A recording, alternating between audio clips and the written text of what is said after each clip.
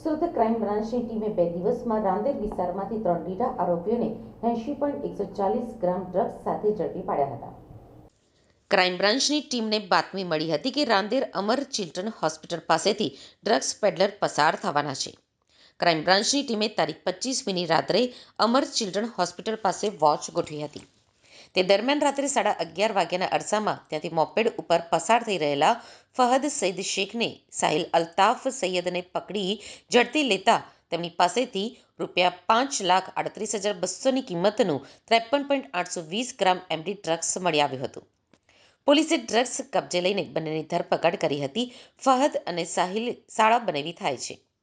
પોલીસની પ્રાથમિક પૂછપરછમાં આરોપીએ તેને આ ડ્રગ્સ રાંદેર શાહ ભાગળમાં રહેતા સોહાન હજીફુલ્લાહ ખાને વેચવા માટે આપ્યો હોવાનું જણાવતા જ પોલીસે સોહાનને તેના ઘરેથી પકડી પાડ્યો હતો.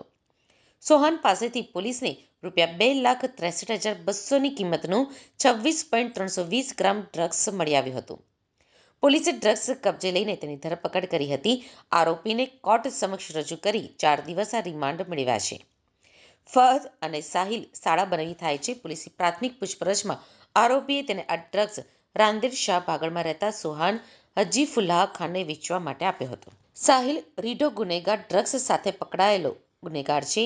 વર્ષ 2019માં તેણે સગા કાકાની હત્યા કરી હતી. 6 મહિના જેલમાં રહ્યો હતો અને પાસામાં 7 મહિના કાઢ્યા હતા. સુરત ક્રાઇમ બ્રાન્ચ દ્વારા સુરત ક્રાઇમ બ્રાન્ચના police inspector SN Parmar, PSI Maheda અને PSI KH પુવારની ટીમને એક ઇન્ફોર્મેશન મળી હતી કે સુરત રાંદેર રોડ ઉપર રહેતા ફહાદ શેખ અને સાહિલ સૈયદ બંનેનાઓ એમડી ડ્રગ્સ વેચે છે અને એ મુદ્દામાલ સાથે નીકળવાના છે. આ બાતમી આધારે પોલીસ ઇન્સ્પેક્ટર SN પરમાર તથા એમની ટીમ દ્વારા સુરત રાંદેર રોડ ઉપર અમર ચિલ્ડ્રન હોસ્પિટલ પાસે આ બંનેને એક બાઇક ઉપરથી બગમેન બાઇક ઉપરથી પકડવામાં આવ્યા અને આ બાઇક ઉપરથી પકડવામાં આવ્યા અને એમની અંગઝડતી કરતાં એમાંથી 53 ગ્રામ જેટલું એમડી ડ્રગ્સ મળી આવ્યું હતું, જેની કિંમત 5,38,000 જેટલી થાય છે.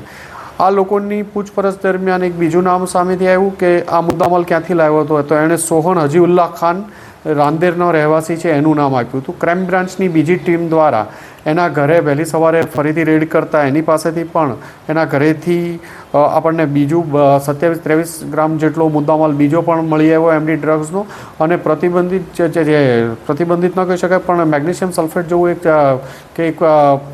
એસેટિક વસ્તુ ત્યાં એમના ઘરેથી શંકાસ્પદ પદાર્થ મળી આવ્યો છે, જે 1400 ગ્રામ જેટલો છે અને એ આની સાથે મિક્સ કરતો હતો એવું એમનું પ્રાથમિક દ્રષ્ટિએ કહેવું છે. અને બંને જગ્યાએ અલગ અલગ રાંદેર પોલીસ સ્ટેશનમાં અને ક્રાઇમ બ્રાન્ચમાં ગુનો દાખલ કરી આ લોકોની ધરપકડ કરી અને તપાસ ચાલુ છે. સોહન અને ફહાદ અને સાહિલ બંને 2022માં 33 ગ્રામ કોકેન સાથે સુરતમાં પકડાઈ ચૂક્યા છે. આ બંનેને જે આ કોકેન છે એ મુંબઈથી ઇબ્રાહિમ ઓડયો નામના એક માણસ પાસેથી લાવ્યા હતા અને આગળ ઇસ્માઇલ ગુજ્જર જે એના બનેવી થાય છે એ જે પણ આ કેસમાં ધરપકડ થઈ હતી ઇસ્માઇલ ગુજ્જરને આપતો હતો. એની બહેન હિના, જે સાહિલની બહેન હિના છે, એને પણ SOG દ્વારા 500 ગ્રામ એમડી સાથે સુરત શહેરમાંથી ધરપકડ કરવામાં આવી હતી. ઇસ્માઇલ ગુજ્જરને ઇબ્રાહિમ ઓડયો જે આનો બનેવી થાય છે એ મુંબઈથી ઇબ્રાહિમ ઓડયો જે ATS દ્વારા 2022માં જ એક વડોદરાથી એક ફેક્ટરી પકડવાઈને 218 કિલો જેટલું એમડી પકડવામાં આવ્યું હતું. એનો મુદ્દામાલનો રિસીવર ઇબ્રાહિમ ઓડયો હતો અને ત્યાંથી પણ માલ ઇસ્માઇલ ગુજ્જર લેતો હતો. આ ઉપરાંત સાહિલ એના સગ્ગા કાકાના મર્ડરમાં પણ 2019માં ધરપકડ થઈ ચૂકી છે. એની કોકેનના કેસમાં થઈ છે, વેપન સાથેની એમની ધરપકડ થઈ છે. આ લોકોની એરેસ્ટ કરી અને આગળની એ લોકોની પૂછપરછ ચાલુ છે અને એમના 3 દિવસના ફહાદ અને સાહિલના રિમાન્ડ મેળવવામાં આવ્યા.